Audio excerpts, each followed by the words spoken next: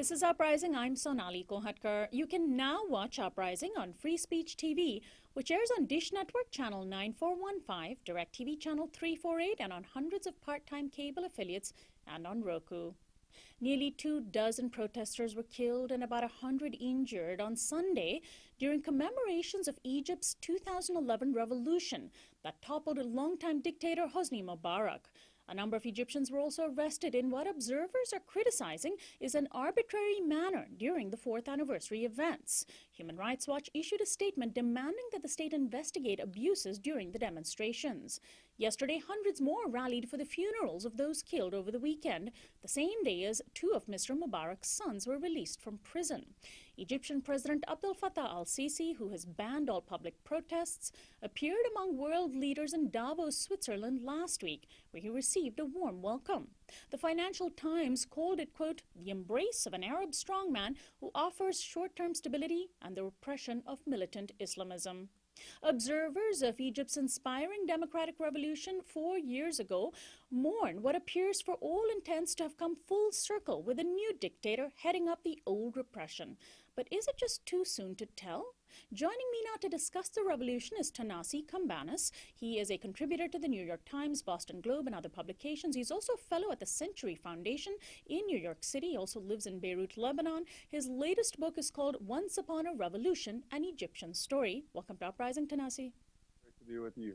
So before we get to the book and the story of the revolution, let's talk about some of the latest news in Egypt that puts the revolution, I think, a little bit into perspective, even if it's short-term perspective.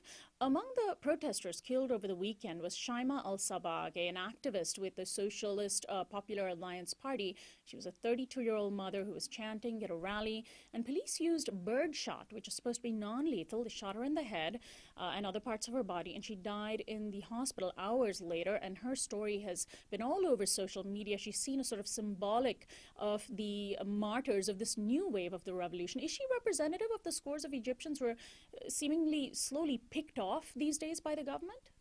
Well, the very fact that she was protesting tells us a story about the enduring anger at the existing regime. So she comes from a party that its name notwithstanding, was somewhat supportive of the dictatorship that brought Sisi to power a year and a half ago.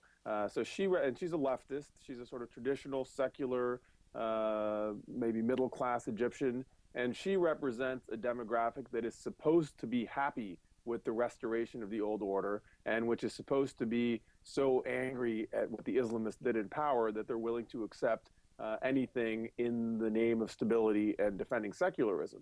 So the fact that she was out there tells us that the regime is already failing quite early in its new chapter in power to persuade one of its key demographics. It also tells us that this regime has raised the level of repression and violence to levels that even Hosni Mubarak would have considered unthinkable. In the last year and a half, there have been a lot of Islamists killed protesting in Egypt, and that is politically feasible because so much of the public opinion has been turned against the Islamists and the Muslim Brotherhood. They're equated with terrorists, and the sort of mass hysteria the government has fanned up has stuck. But someone like Shaima is the kind of Egyptian citizen that even the government presents itself as being on the side of. So this is the kind of violence, state violence and state murder that's very inconvenient for the regime. This is not the kind of person they're supposedly supposed to kill, and it's going to cause them a lot of difficulties. And I think what it does is it reveals just how intolerant and how brutal this new order is, and the sort of unprecedented level of violence on which it depends.